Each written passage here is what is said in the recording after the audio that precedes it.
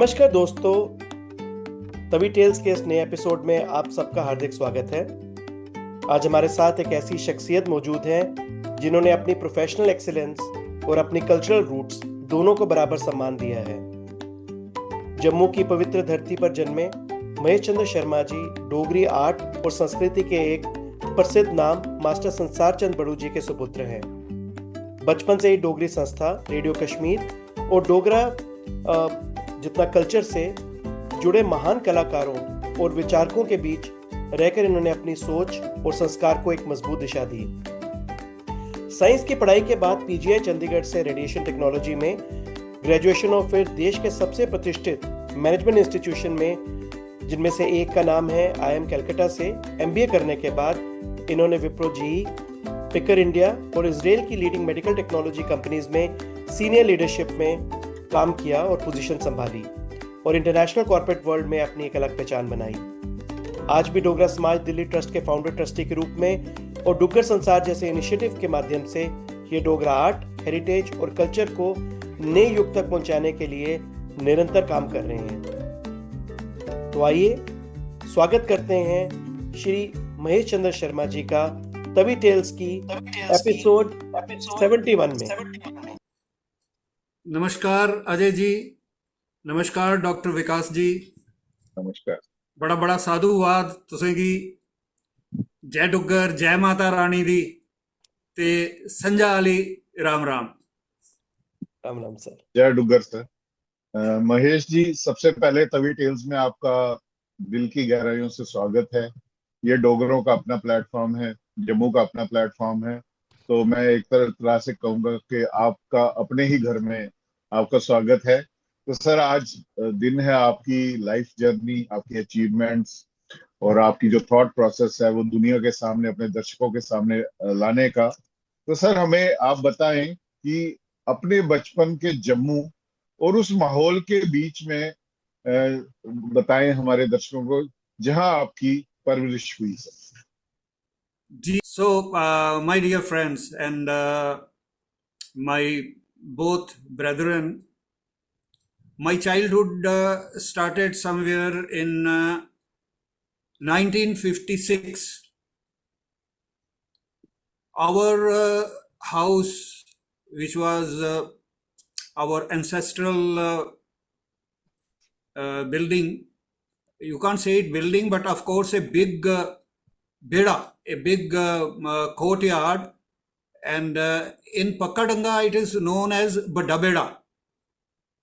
So big courtyard. In our area there were two Badabeda or two courtyards which were opposite to each other. What happens is that this locality, commonly known as a street of toffees, sweets, bookbinders, and also Patang, Guddiyan Ali Gali. Right, starting from Mahalakshmi Mandir, Pakadanga, this lane goes down to Choganpattu. And our residence was known as the residence with the water tap on the entrance. This was the only entry which had a big water tap. So most of the people in the Mohalla in my childhood would come there to fetch water, and kids would come to have their morning bath in the street at that particular point. So life was very relaxed. In morning we would see ladies and few gentlemen going to Mahalakshmi Mandir, doing prayers and coming back. Young boys and girls who were studying in school, college, they would go to Hanuman Mandir ji inside the same premises of Mahalakshmi Mandir, and there was small shivling also under Vatavriksha. तो उस वटवृक्ष के नीचे मैं भी शिवों को जल चढ़ाने के लिए जाता था।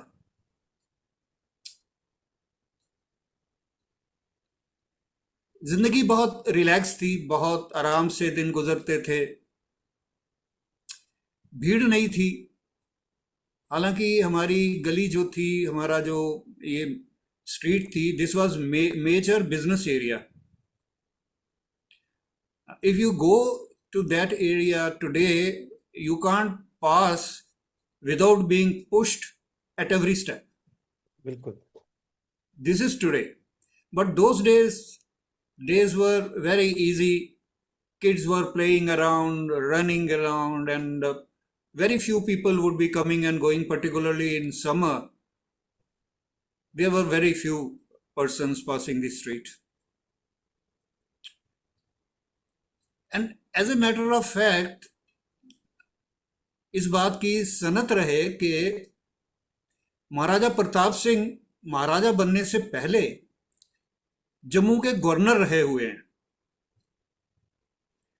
तो when he was governor of Jammu province, he would have tours of different areas. He would go to different places, meet the common people, and he would try to find out what are the issues with the commonality and what is the problem that they could be facing. And sometimes there were small disputes also due to property mostly, which were resolved then and there when he would come. So it's known that he visited our residence once, and in our residence he met all our neighborhoods. तो हमारे एक तरफ doctor SN. तुली के पिताजी थे, हमारे पीछे राजपूतों की फैमिली थी, हमारे नॉर्थ में एक महाजन फैमिली रहती थी, वो भी बड़ी कंबाइंड फैमिली थी। तो he met all of them and he was discussing the different कोठे मकान जो थे, and then he went on the one of the rooftop ते उत्थे जाइए उन्हें मुआयना कीता पूरा दिखी है, ते then he talked to them, and I hope there was something between neighbors and he resolved that. So this is one of the incidents that my father told me, that Maharaja Pratap Singh visited as governor. सर्दियों में सर्दियां बहुत होती थी शिद्दत की, गर्मियों में इतनी गर्मियां होती थी, और मैं जब स्कूल में गया तो 4 स्कूल मैंने एक साल में पास कर लिए।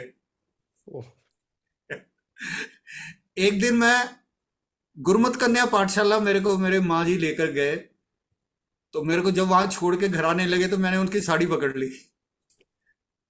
अब वो वहां से निकल नहीं पाए, तो जो प्रिंसिपल थी उसने कहा कि ये लो, इनको इन्हीं की गोद में डाल दो, ये घर ले जाओ इसको। 2-4 दिन मेरे को छुट्टी दे दी इन्होंने। उसके बाद मेरे को पक्केडंगे एक प्राइमरी स्कूल होता था, बहुत पुरानी बिल्डिंग, हनुमान मंदिर की गली में, तो मुझे वहां डाला गया। वहां 2-4 महीने पढ़ के उन्होंने कहा ये सरकारी स्कूल है, इसमें कोई पढ़ाई लिखाई नहीं होती है, तो इसको ब्राइट कैंडल स्कूल, उस्ताद उधर क्या बोलते हैं, उस्ताद मल्ला था शायद, उस्ताद मल्ले में डालो। तो वहां मेरे को डाला 2री क्लास से लेके 5वीं क्लास तक। तो माइयाँ होती थी जो हमारी उंगली पकड़ के चलती थी। इतनी गर्मी में जून जुलाई, छोटे छोटे बच्चे लाइन लगा के, हम ना 4 बच्चे जो है या 5 बच्चे, वो माई का हाथ पकड़ के निकलते थे। और ब्राइट कैंडल स्कूल हमारे घर से 1.5 किलोमीटर तो होगा पक्केडंगे से, उस्ताद मोहल्ले में, एक्सचेंज रोड के अंदर की तरफ जाकर। तो पंडित प्रेमनाथ डोगरा जी की जो कोठी थी उसके साथ की गली से निकल के अंदर जाते थे आखिर तक। तो वहां जाके वापिस आना, और वापिस आते हुए पैर जो थे जल जाते थे बुरी तरह से, सड़कें तारकोल पिघले हुए होते थे, और छोटे छोटे बच्चे, हमारे छोटे छोटे पैर जैसे थे उस वक्त, आप जानते हैं, सभी उसी दौर से गुजरे हैं। तो उसके बाद जो है उन दिनों में मेरा स्कूल जो है वो शिफ्ट हो गया ओरिएंटल एकेडमी में, क्योंकि पिताजी उन दिनों में वहाँ पढ़ाते थे। जी। ओरिएंटल एकेडमी में। और साथ ही उनके चरण सिंह जी पढ़ाते थे। चरण सिंह जी वहाँ मेरे टीचर थे। और बचपन की एक घटना है कि रिसेस के पीरियड में मैं सीढ़ियों से गिर गया। मेरा यहाँ जो है होंठ जो है वो फट गया, और एकदम से चरण सिंह जी ने मुझे गोद में उठाया और भागते हुए मुझे पक्के डंगे डॉक्टर के पास लेके गए। वहाँ उन्होंने स्टिचेस वगैरह हुए, फटाफट मेरे को ठीक ठाक करके तो चरण सिंह जी मुझे घर छोड़ के गए। मेरे पिताजी को बाद में पता चला कि इसको चोट लगी है, और चरण सिंह जी मेरे को उठा के तब तक घर ले गए। अब ये वो दौर था जब डोगरी संस्था जो है बहुत एक्टिव थी। मैं आपको बता दूं, इंसिडेंटली डोगरी संस्था की स्थापना 1944 में बसंत पंचमी के दिन हमारे घर में पिताजी के स्टूडियो में हुई थी। वाह। जी जी। तो उस वक्त प्रोफेसर रामनाथ शास्त्री जी, डीसी प्रशांत जी, और उनके साथ और दो साथी जो थे, 4 लोग थे जो हमारे वहाँ पर बसंत पंचमी को मिले, तो डोगरी संस्था बन गई। पिताजी उसके पहले प्रेसिडेंट बने 1944 में। शुरू में वहीं पर डोगरी संस्था रही। जैसा कि सुनते हैं, उन दिनों में डोगरी संस्था की जो बैठकें होती थी उनमें सरकारी अफसर आते थे अनअनाउंस्ड, जो अपने काम के सिलसिले में आते थे,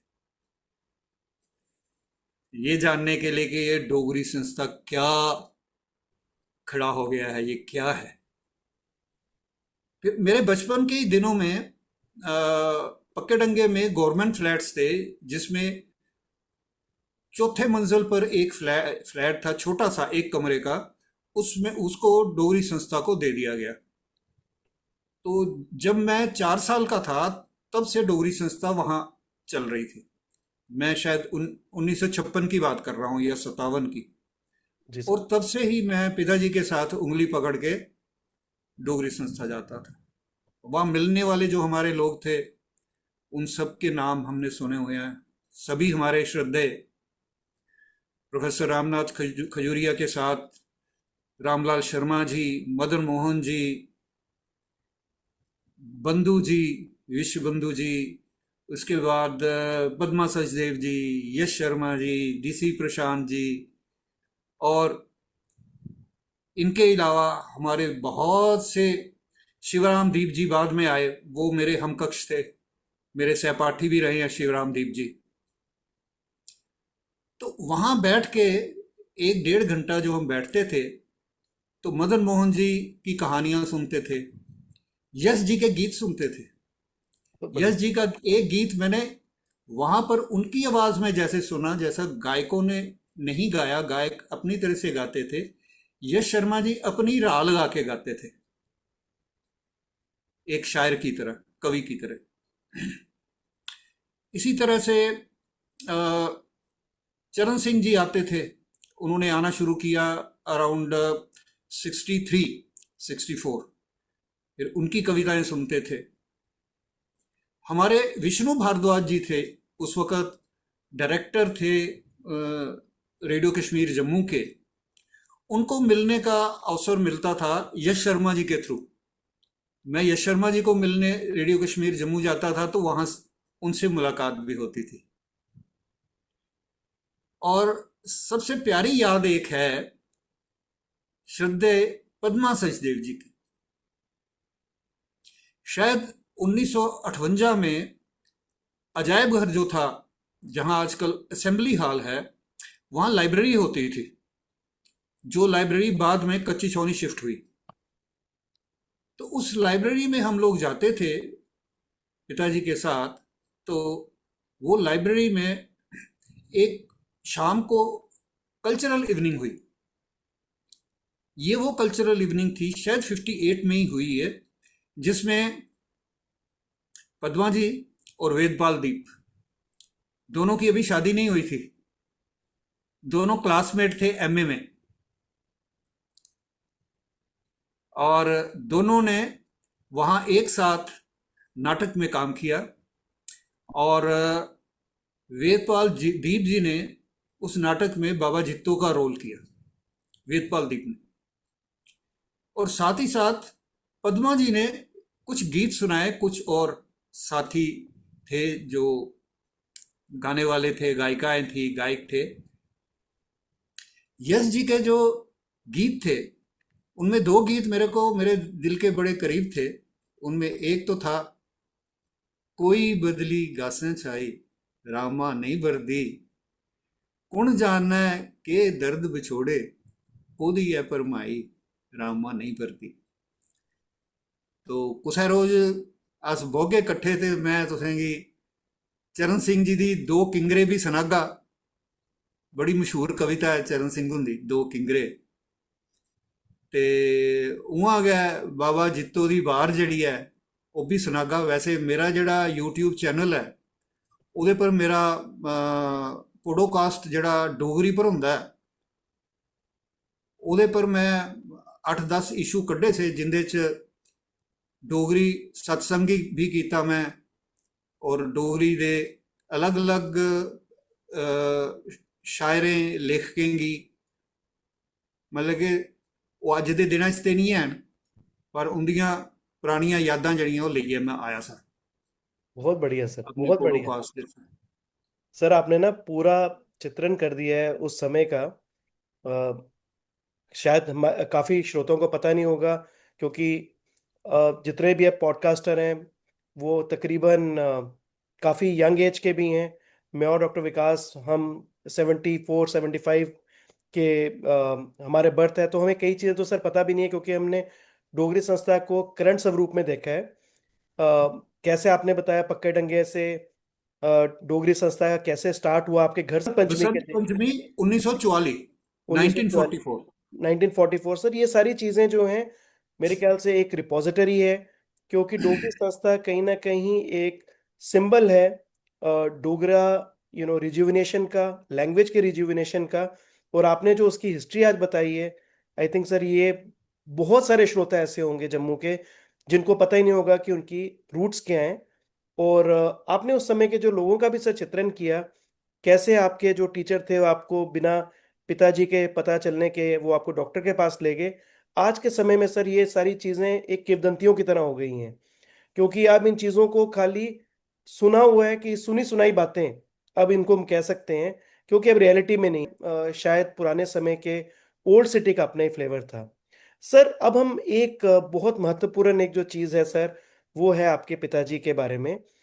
मास्टर संसारचंद बड़ू जी जो हैं वो आर्ट और संस्कृति के एक बहुत बड़े स्तंभ रहे हैं जम्मू और कश्मीर के। उनकी लेगेसी को आप कैसे देखते हैं, और उनसे मिली कौन सी सीख आज भी आपके जीवन का एक महत्वपूर्ण हिस्सा है?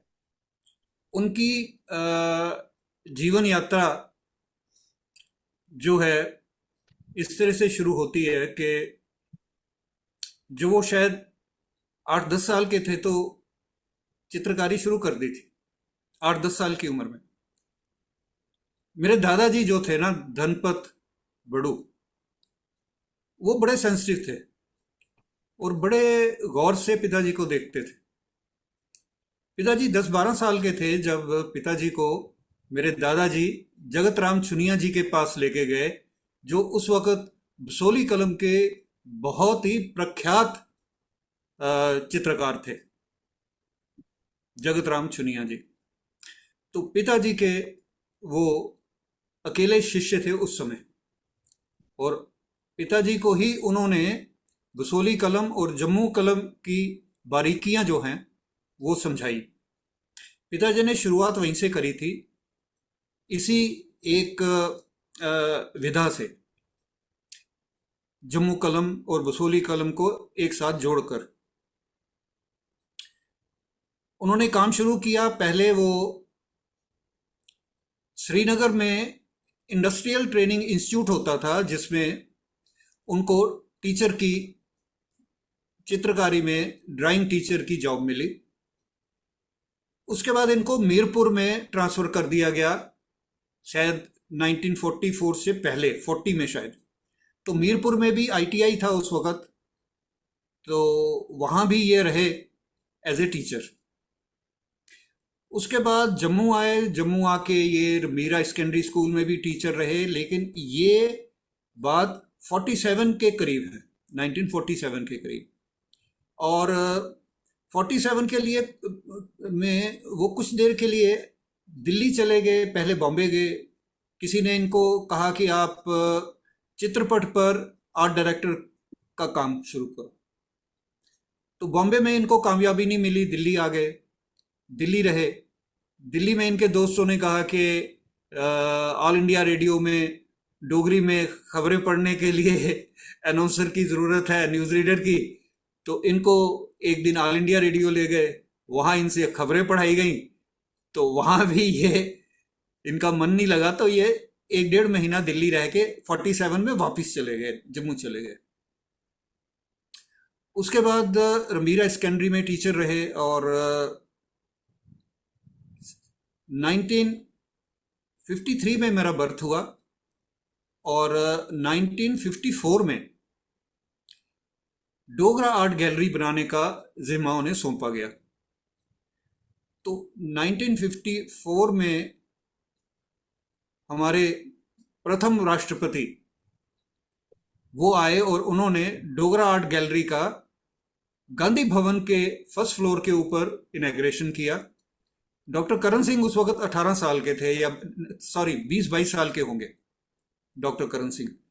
तो डॉक्टर एक तस्वीर जो है डोगरा आर्ट म्यूजियम में एंट्री पर लगी हुई है, जिसमें डॉक्टर करण सिंह पिताजी और डॉक्टर राजेंद्र प्रसाद तीनों एक साथ जो है डोगरा आर्ट गैलरी की तस्वीरें देख रहे हैं। तो वो क्यूरेटर रहे वहाँ पर। लेकिन इससे पहले कि मैं आगे बढ़ूं डोगरा आर्ट गैलरी की तरफ, एक बहुत पुरानी कहानी है 1947 की। पिताजी जो है वो अपने स्टूडियो में, ये स्टूडियो उनको गिफ्ट मिला था मेरे दादाजी से। अब दादाजी ने देखा कि मेरा बेटा जो है अब चित्रकारी में प्रसिद्धि प्राप्त कर रहा है, इसके पास मिलने को बहुत लोग आते हैं। तो उन्होंने पिताजी के लिए 1940 में फर्स्ट फ्लोर बनाया, एक जहां स्टूडियो बनाया, करीब 20 फुट साइज का वो स्टूडियो था। हमारा जो एंट्रेंस था वहीं से सीढ़ी बाहर से ही ऊपर चढ़ती थी। वो स्टूडियो जो था एक तरफ पूरा खुला था, विंडोज, और पूरी धूप लाइट सामने से आती थी, और चार तरफ उसके दरवाजे थे। तो चारों तरफ से हवा, चारों तरफ से रोशनी। मैंने अपने बचपन में वही 55 से 56 57 से देखा, 5 7 2 4 8 10 लोग वहां पर बैठे हुए ड्राइंग कर रहे हैं, सीख रहे हैं पेंटिंग। कोई पोर्ट्रेट कर रहा है, कोई लैंडस्केप कर रहा है, कोई फिगर कर रहा है। लेकिन ये सिलसिला मेरे जन्म से बहुत पहले शुरू हुआ था, 40s में शुरू हो गया था। मुझे लगता है कि डोगरी संस्था बनने से भी पहले, डोगरी संस्था भी उसी स्टूडियो में बनी है। तो इनके जो मुख्य शिष्य थे, शागिर्द, उनमें कुछ नाम ऐसे थे: अब्दुलई, मोहल्ला तालाब खटिका, हेमराज, परेड ग्राउंड सब्जी मंडी के साथ राज तिलक रोड वाली सड़क पर, देव, देवीराज, और बाद में, काफी बाद में फिर हमारे बत्रा साहब, त्रिलोक सिंह बत्रा जी, और उनके बाद फिर हमारे नरसिंह देव जम्वाल जी आए, जो सबसे आखिर में आए। तो आज़ादी से पहले की बात है, ये बड़ी दिलचस्प बात है और सोचने की बात है कि मैं कौन हूं। मेरा एक पॉडकास्ट है माइक्रो टू मैक्रो, अणु से अनंत तक। तो जो अणु है मैं, ये उसकी एक संक्षिप्त कहानी है कि 1947 में राइटिंग जबरदस्त चल रही थी। जम्मू में कर्फ्यू लग गया, दिसंबर का महीना था 1947। तो इनके स्टूडेंट्स में उस वक्त विद्या रतन भी आ चुके थे, हेमराज तो थे ही, और अब्दुलई और बशीर अहमद, दो लड़के मुसलमान थे जो आते थे तालाब खटीका से। दिसंबर की जबरदस्त ठंड, कर्फ्यू लगा हुआ। पिताजी ऊपर, वो सोते भी ऊपर थे, खाता अपना खाना भी ऊपर ही खाते थे, स्टूडियो में ही, वहीं उनको सब सर्विस होती थी। तो वहां सोए हुए सुबह 4:30 या 4 बजे किसी ने दरवाजा खटखटाया। दरवाजा खटखटाया तो ये परेशान के मुंह ने रे इस वक्त कौन आ गया। तो he got down to from the stairs and open the main door. जब उन्होंने दरवाजा खोला तो सामने अब्दुल ही खड़े हैं। अब्दुल ही खड़े हैं और कर्फ्यू में तालाब खड़िका से चल के छुपते छुपाते हमारे घर क्यों आए 4, 4:30 बजे अपने उस्ताद के पास। पिताजी हैरान परेशान, और अब्दुल ही उनकी तरफ देख के हैरान, बाबूजी ये क्या। वो भी बाबूजी बोलता था पिताजी को, क्योंकि उसने देखा कि पिताजी की पद्धर हुई थी, उनके बाल काटे हुए थे, क्योंकि मेरे दादाजी का काल हो गया था, मेरे दादाजी का देहांत हो गया था, तो पिताजी के बाल कटे हुए। वो परेशान ये देख के कि ये क्या हो गया, उसको तो पता नहीं था कुछ भी, और पिताजी ये देख के परेशान कि ये क्या मुसीबत में यहाँ आया कर्फ्यू में, पुलिस पकड़ लेती, गोली मार देती, कुछ करती तो क्या होता। तो पिताजी ने उसको पहले पूछा, तू क्यों आया इस वक्त कर्फ्यू कर्फ्यू तोड़कर, और वो भी 4 बजे सुबह। कहता, नहीं बाबूजी, पिताजी सपने में आए, मेरे दादाजी अब्दुल के सपने में आए। और अब्दुल कहता कि मेरे को बोला, जा अपने उस्ताद को जाके बोल, दुनिया भर की तस्वीरें बनाता है, दुनिया भर के राजे महाराजाओं की तस्वीरें बनाता है, लोगों के पोर्ट्रेट बनाता है, कभी अपने बाप की तस्वीर बनाई, अपने बाप की पोर्ट्रेट बनाई, उसको बोलो, उसको जाकर बोल के आओ कि मेरी तस्वीर बना के तो लगाए मेरी पोर्ट्रेट। बहुत अब्दुल्ला तो बेचारा नमस्ते करके चला गया। अब ये परेशान कि क्या किया जाए, यादाश्त से तस्वीर एक्यूरेट नहीं बन सकती, कोई भी नहीं बना सकता, या तो आपके सामने बैठा होना चाहिए या कोई फोटोग्राफ होना चाहिए। अब पिताजी जो है, उन्होंने सभी रिश्तेदारों को, जान पहचान वालों को कहा, जी कहीं से कोई फोटोग्राफ निकाल ले। वो ऐसा जमाना था कि रिवाज ही नहीं था फोटोग्राफ बनाने का। पता चला कि लोग कभी जाते थे, हरिद्वार जाते थे, तीर्थों पर जाते थे, तो एक ही बार में चले जाते थे, आएंगे कि नहीं आएंगे, और जाके वहां से फोटो कई बार खिंचाते थे, आके ले आते थे। तो एक फोटोग्राफ मिल गया पिताजी को, जिसमें 4 लोग हरिद्वार में स्नान करने के लिए गए, तो स्नान से पहले उनकी एक फोटो, उसमें से पिताजी ने मेरे दादाजी की, धनपत बड़ू जी की फोटो निकाल के उनका पोर्ट्रेट बनाया। तो वो पोर्ट्रेट जो है हमारे पूजा गृह में लगा हुआ।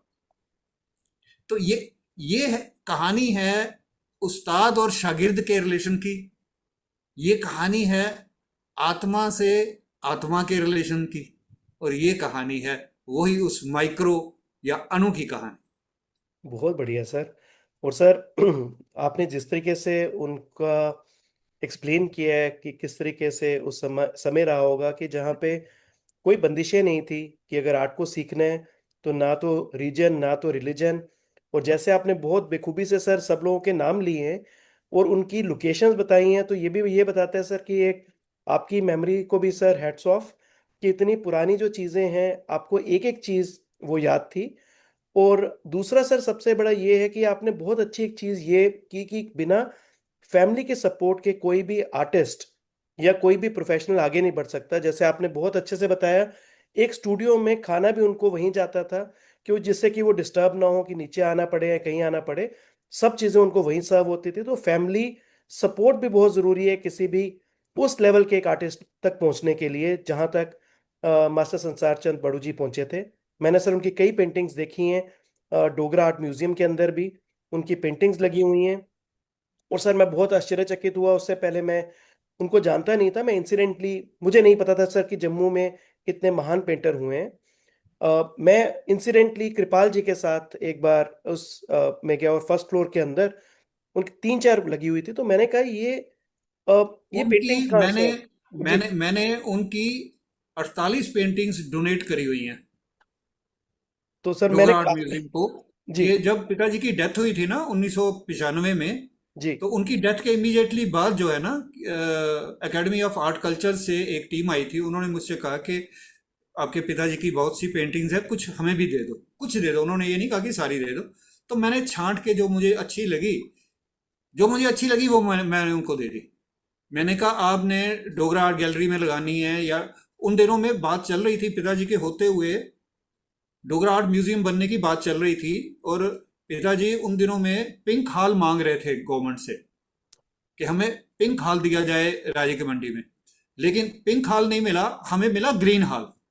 जी। तो पहले जो हमारा डोगरा आर्ट गैलरी शिफ्ट हुई और डोगरा आर्ट म्यूजियम बना, वो पहले ग्रीन हॉल में गया। उसके बाद जो है शिफ्ट हुआ जहां आज हमारी मिनिस्ट्री ऑफ फॉरेन अफेयर्स और डिफेंस है जम्मू कश्मीर की, जी। फिर उस बिल्डिंग में गया। तो पिताजी जो थे, डेथ से पहले ये लड़ाई ऑलरेडी लड़ चुके थे कि गांधी भवन से हमें यहां शिफ्ट करो, और उनके होते होते शिफ्ट हो गया था।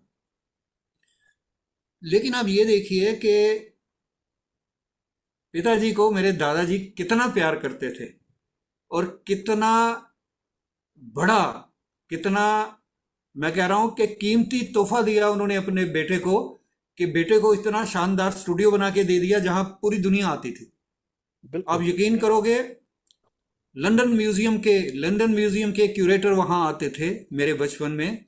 मॉस्को म्यूजियम की क्यूरेटर थी एक लेडी, वो मेरे बचपन में वहां आती थी उनको मिलने के लिए।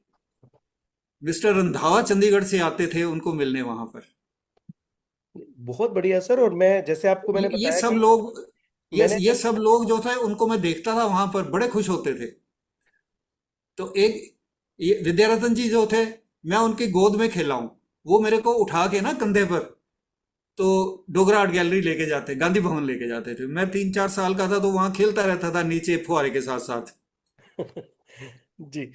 नहीं नहीं सर, लेकिन मैं जैसे आपको मैं बता भी रहा था कि मैंने जब पहली बार उनकी पेंटिंग देखी तो मुझे थोड़ा पेंटिंग्स का शौक है, बनाने का इतना नहीं जितना कि इवेलुएट करता हूँ मैं पेंटिंग्स को। तो मैंने ये पूछा ये पेंटिंग किसने बनाई है, क्योंकि मेरे को सर यही था कि मेजरली यहाँ पे पेंटिंग्स यहाँ तो बसोली की बनी हुई पेंटिंग्स हैं, उसी के बारे में ज़्यादा अवगत हैं।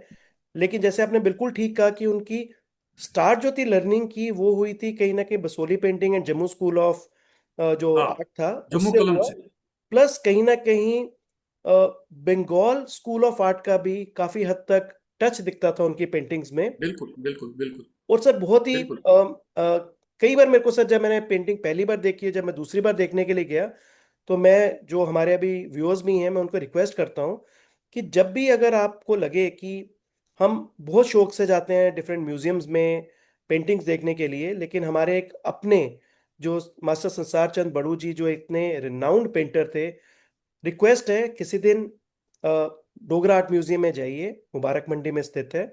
वहाँ पे फर्स्ट फ्लोर पे उनकी पेंटिंग्स लगी हैं, उनकी पेंटिंग को देखिए और महसूस कीजिए अपने पास्ट को और अपने कि हमारे यहाँ पे हमारे पिकासो जो थे वो कैसे थे। आप उस तरीके से आप इवेलुएट कर सकते हैं, क्योंकि बहुत बढ़िया पेंटिंग्स हैं सर। आपको कॉम्प्लीमेंट कि अजय आपने जी, जो दी पेंटिंग्स, ये हमारे लिए बहुत बड़ी सर खुशनसीबी हम देख सके। वहां पर आज की डेट में मुझे लगता है 20 पेंटिंग्स जो हैं वो डिस्प्लेड हैं। बाकी की जो 28 हैं वो संदूकों में बंद हैं। तो मैं कृपाल जी को तो लगातार मिलता ही रहता था। अब उनकी जगह एक यंग लड़का आया है मयंक नाम से, जी। जो क्यूरेटर हैं वहाँ पर। तो उनसे भी मेरी 2-3 भेंट हुई है। मैंने उनसे कहा कि वो जो बाकी की जो है ना संदूकों में बंद करके, उसको भी बाहर निकाल के तो हवा लगाओ ज़रा। बहुत जरूरी है सर, क्योंकि और उनको चेंज कर करके तो उनको रिप्लेस करते रहो ओवर द पीरियड, ताकि लोग उनका अलग अलग काम देख पाएं। राइट। एक और बड़ी दिलचस्प बात यह है कि रेडियो कश्मीर और जब बाद में टेलीविज़न आया तो उनके इंटरव्यू होते थे। तो इंटरव्यू लेने वाले उनसे पूछते थे कि मास्टर जी आपकी क्या खासियत है आपके पेंटिंग्स की, आप क्या पेंट करना पसंद करते हो? तो वो क्या जवाब देते थे? वो कहते थे मेरी दुकान, मेरा स्टूडियो जो है एक पंसारी की करियाना की दुकान की तरह है, जहां आपको नमक भी मिलेगा, इमली भी मिलेगी, घी भी मिलेगा, सरों का तेल भी मिलेगा, आटा भी मिलेगा, चावल भी मिलेगा। मीन्स के मैं हर कलम में काम करता हूँ। राइट। बहुत से हमारे दोस्त नहीं जानते हैं कि पिताजी ने एब्स्ट्रैक्ट आर्ट भी बहुत खूबसूरत किया है। पिताजी पोर्ट्रेट जैसा बनाते थे, ऑफ कोर्स वैसा नहीं कोई बना सकता। वो लैंडस्केप करते थे, उनका लैंडस्केप बोलता था।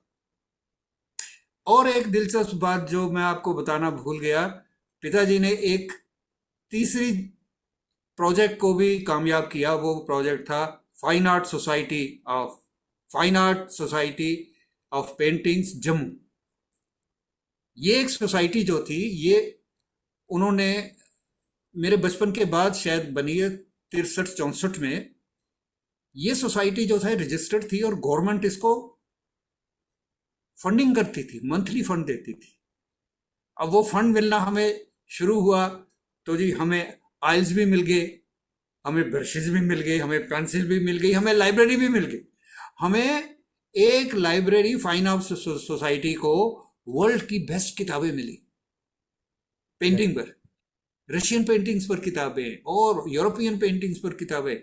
ये सारा लाइब्रेरी में वहां मौजूद था स्टूडियो में। फाइन आर्ट सोसाइटी का वही ऑफिस था आ जाके। तो जो स्टूडेंट आते थे वो किताबें भी रेफर करते थे जब वो अपना काम कर रहे होते थे। और उसके अलावा जो हमें ग्रांट मिलती थी, हम पेंटिंग पिकनिक्स करते थे। हमारे 8-10 लोग, 10-15 लोग यहाँ से मिनी बस करी तो चलो जी, कभी पुंछ जा रहे हैं, कभी रियासी जा रहे हैं, कभी इधर क्या बोलते हो, अ, ये है ना, दोराहा जहाँ होता था, जहाँ पनीर के पकोड़े बनते थे, नंदनी, उससे, स्केतर और वो हाँ, सुकेतन कटड़े नंदनी। जाते ना पहले नंदनी स्केतर। डॉक्टर साहब। उसके पहले ना एक बहुत खूबसूरत सा वाटरफॉल था सड़क के नीचे, जी। शायद अभी भी होगा वो। तो उस वाटरफॉल पर भी एक बार 8-10 आर्टिस्ट गए तो मैं चुंगे में उन सबके साथ उंगली पकड़ के चला जाता था। तो अपना अपना ड्राइंग बुक निकाल के स्केच कर रहे हैं, लैंडस्केप कर रहे हैं, 8-8 10-10 लोग। एक बार हमारा पूरा जो है ग्रुप रियासी गया, तो रियासी में काम करने की जगह जो ढूंढी गई वो था फोर्ट। फोर्ट के ऊपर जाके जो है लोगों ने पेंटिंग किए, लैंडस्केप किए, स्केच किए। और तब हमने जो रियासी में जो मंदिर है उसके भित्ति चित्र जो है वो देखे पहली बार। मंदिर के अंदर जो भित्ति चित्र बने हुए हैं उनको पहली बार हम अप्रिशिएट कर पाए। तो ये जीवन यात्रा थी पिताजी की इस तरह से। और 1992 तक वो काम करते रहे एक्टिवली। 92 तक उन्होंने काम नहीं बंद किया। तो समझ लीजिए कि करीब 80 इयर्स या 75 to 78 इयर्स तक लगातार काम किया उन्होंने। और बहुत ही अच्छा काम किया सर। आपके पास उनकी कुछ पेंटिंग्स आपके पास भी है पोजीशन में? मेरे पास हैं कुछ, तो कुछ सर मीन्स के 10-12। जब भी सर दस अगर आप बारह जम्मू आए तो एक प्राइवेट एग्जीबिशन करके तवी टेल्स के साथ बहुत सर खुशी होगी हमें कि लोग वो 12-13 जो पेंटिंग्स हैं जो आपके पोजीशन में हैं या जो हमें लोग सुन रहे हैं, क्योंकि वो कई बार वो मैंने सुना है अपने मैं फ्रेंड्स को भी आपको बना के बताऊं, दे वो देते थे जी। वो हमारी बेस्ट पेंट उनकी बेस्ट पेंटिंग्स नहीं हैं, क्योंकि बेस्ट पेंटिंग्स उनकी प्राइवेट कलेक्शंस में चली गई हैं वर्ल्ड ओवर। राइट। तो मेरे पास उनके कुछ ये सब्जेक्ट पेंटिंग्स हैं, कुछ लैंडस्केप हैं जो ऑयल में उन्होंने किए हुए हैं। और मेरे पास ना उनके कुछ स्केचेस हैं जो उन्होंने ऐसे ही फेंक दिए थे, भाई ये ऐसे ही है। हमारे लिए वो बहुत बड़ा सरमाया है। वो सारे उनके स्केचेस छोटे छोटे मैंने वो इकट्ठे किए हुए। नहीं नहीं सर, बहुत बढ़िया सर। और आपने सच में सर आज मेरे को लग रहा है कि तवी टेल्स का एपिसोड 71 बहुत इंटरेस्टिंग है, क्योंकि आज हम एक नहीं, दो पर्सनैलिटीज को कवर कर रहे हैं। एक आपको सर, और एक मास्टर संसार चंद बड़ू जी को, जो जिनकी लेगेसी को सर आप कैरी कर रहे हैं। तो शायद ये एक पहला ऐसा एपिसोड होगा जो जिस एपिसोड में एक नहीं और दो पर्सनैलिटीज को कवर किया जा रहा है। डॉक्टर विकास। तो महेश जी, अब आपके पिताजी की यात्रा से आपकी यात्रा की ओर लौटते हैं कि जम्मू से लेकर आईआईएम कलकत्ता और फिर इंडिया से इजराइल तक का कॉर्पोरेट का सफर आपका काफी इंस्पायरिंग रहा है। सर, इस जर्नी में सबसे चैलेंजिंग और सबसे रिवार्डिंग मोमेंट्स कौन से रहे? ये सबसे चैलेंजिंग मोमेंट्स होते हैं जब आपको आपके जो ऑफिस है, आपके प्रोजेक्ट्स जो हैं, वो जब आपको चैलेंज देते हैं। मैंने शुरुआत जो करी थी वो करी थी एज एन एक्सरे इंजीनियर। तो 1981-82 में मैं हमारे फरीदाबाद में एक कंपनी होती थी जो एक्सरे मशीनें बनाती थी, तो they employed me as a resident engineer in Lucknow. तो हमारे 100 एमए तक की एक्सरे मशीनें जो थी वो मैं तब इंस्टॉल करता था दूर दूर जाके। गांव में हमारे प्राइमरी सेंटर्स में तब एक ऑर्डर आया कि सभी प्राइमरी हेल्थ सेंटर्स में यूपी में एक्सरे मशीन होनी चाहिए, तो 100 एमए एक्सरे मशीनें मैंने इंस्टॉल करी। उन्हीं दिनों में मुझे पिकअप कर लिया जी मेडिकल सिस्टम्स ने, और उन्होंने मुझे लखनऊ से सीधा चंडीगढ़ भेज दिया एज रेजिडेंट इंजीनियर चंडीगढ़। वहां मैं 6 साल रहा। तो उन 6 साल में 1990 में जाके मुझे आईआईएम कोलकाता का एक एड दिखा, programme for executives in corporate to do MBA. तो ये एक प्रोग्राम जो 1990 में ही शुरू हुआ था आईआईएम कोलकाता का, वो मैंने ज्वाइन करके 91-92 में 2 साल का वो प्रोग्राम कंप्लीट कर लिया। उससे पहले मैंने रेडिएशन टेक्नोलॉजी में ग्रेजुएशन करी, जो 4 साल का हमारा प्रोग्राम होता था पीजीए चंडीगढ़ में, but that was way back in 74। तो जी में काम करने के बाद जो है, जी कंपनी जो थी उसको विप्रो कॉर्पोरेट ने टेक ओवर कर लिया 1990 में, and that was the time when I was shifted again to Lucknow as project manager. तो I was made manager for 3 specialties, that is magnetic resonance imaging, spiral scanning, or gamma camera.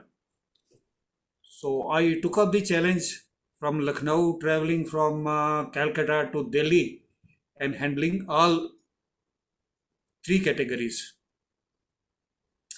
Thereafter I was shifted to Patna as branch manager in Wipro G Medical Systems, the same company, where I stayed for 2 years, but days were really very tough in Patna.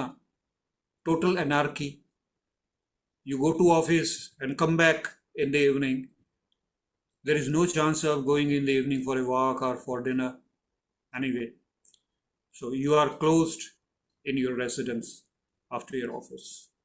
In office also, you would find people who would come to your chamber and take out their revolver, threatening you for various reasons. So I was in lookout for shifting to Delhi. I got a chance in 1992 December when I was called by another American company, Picker International. I hope you have heard about that. So Picker International offered me a placement in Delhi as region manager North India. So I shifted there, but before shifting there, I had already installed MRI of Dr. Harsh Mahajan in Delhi and another MRI in Ranchi for Dr. A.K. Sinha. Dr. A.K. Sinha was a famous neurologist and president's physician in 1990 and before that also. So I was there with the Picker till 2000, and in 2000, rather 2 years before that, their Indian partner, which was HCL and Picker International, had a financial dispute. Picker International removed HCL from the partnership. When HCL was removed, Picker came directly in India as Picker India Limited. So I was shifted in the new compensation.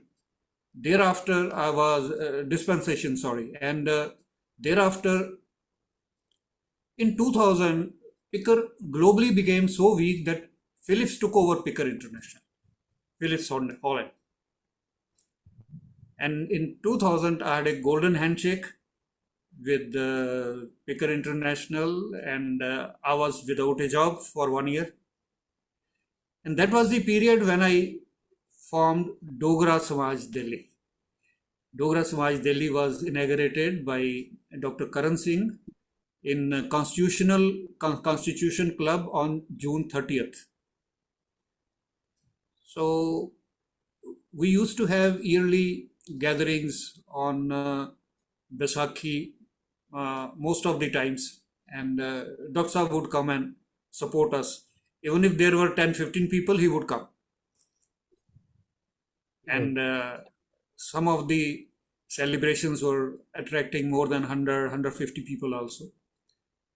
And in 2001, I was picked up by an Israeli research company known as Sunlight Medical Limited. Sunlight Medical worked with these two Israeli manufacturers till the year 2018. So I resigned in 2018, and then I was off at the age of 65.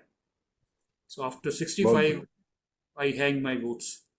नहीं sir, बहुत ही interesting है, बहुत interesting है, because sir जो आपने जितनी चीजें बताई, there interest of both doctor Vikas और मेरे लिए, दोनों के लिए, बिकॉज मैं मार्केटिंग में हूँ and doctor Vikas is a doctor, and incidentally आपने दोनों ही चीज़ों में महारत हासिल की.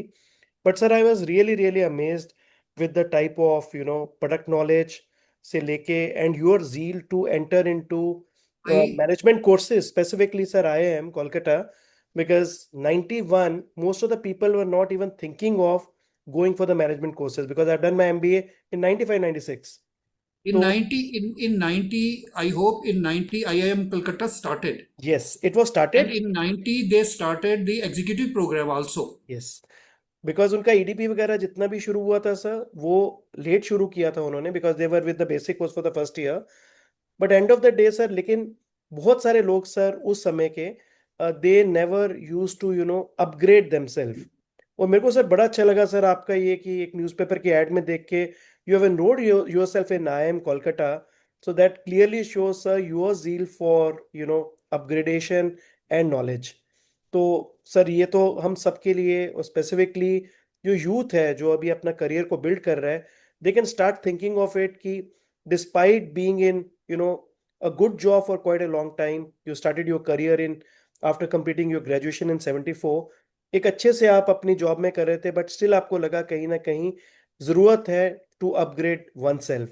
तो लर्निंग का कोई एंड नहीं है. This is a great message for our Dogra youth, and sir is brand ambassador for so called management in those times, जब कोई सोचता भी नहीं था कि मैनेजमेंट से अपने को अपग्रेड करने के लिए. दे वर क्वाइट हैप्पी. सर इतनी बिजी इंटरनेशनल करियर के बाद, जब आपने करियर को you said by two career and you start focusing on Dogra समाज दिल्ली ट्रस्ट और डुग्गर संसार, ये भी बहुत इंटरेस्टिंग प्रोजेक्ट है. इसके थ्रू आपने हेरिटेज को प्रिजर्व कर रहे हैं, और आज भी इस मिशन के पीछे सर आपकी क्या विजन थी और क्या सोच थी? विजन वही था कि पिताजी जिस काम को लेके आगे बढ़े थे, डॉक्टर विकास अच्छी तरह से जानते हैं कि पिताजी ने जो काम किए, उनकी वजह से उनकी 3 साल पेंशन रोकी गई रिटायरमेंट के बाद भी, और उन्हें रिटायरमेंट एज जब 58 थी तो उनको रिटायर किया गया था, लेकिन उनको एक्सटेंशन मिली 2 साल की, और उनको दोबारा एक्सटेंशन के लिए अप्रूवल के लिए उनकी फाइल गई हुई थी, लेकिन second time his extension was stopped and his pension was also stopped. लेकिन उनकी जो कमिटमेंट है, उस कमिटमेंट की वजह से उन्होंने ये नहीं सोचा कि मेरे घर में जो है तनख्वाह तो आनी नहीं है, जो पेंशन मिलनी थी 150 रुपया वो भी नहीं आनी है। जब वो रिटायर हुए थे 1960 में, उनकी तनख्वाह थी 350 रुपये। He was a gazetted officer, लेकिन तनख्वाह होती थी 350। एकदम से 350 रुपये से जीरो पर आ गए। And that was the time जब डॉक्टर करण सिंह ने बोला कि आप महारानी साहबा को आके पेंटिंग सिखाया करो। जो वहां से सैलरी मिलती थी उनको वो सैलरी डॉक्टर साहब ने देनी शुरू कर दी, और पिताजी ने जाके महारानी साहबा को सिखाना शुरू कर दिया पेंटिंग ड्राइंग। तो ये किस्मत की बातें हैं। बाकी जो बहुत बढ़िया। बहुत बढ़िया सर। अब हम अपने पॉडकास्ट के अंतिम चरण पे आ चुके हैं सर। और इस अंतिम चरण में सर, एक तो सबसे पहले आपका बहुत बहुत तहे दिल से सर शुक्रिया कि आपने समय दिया तवी टेल्स को, डोगरों के अपने प्लेटफॉर्म को।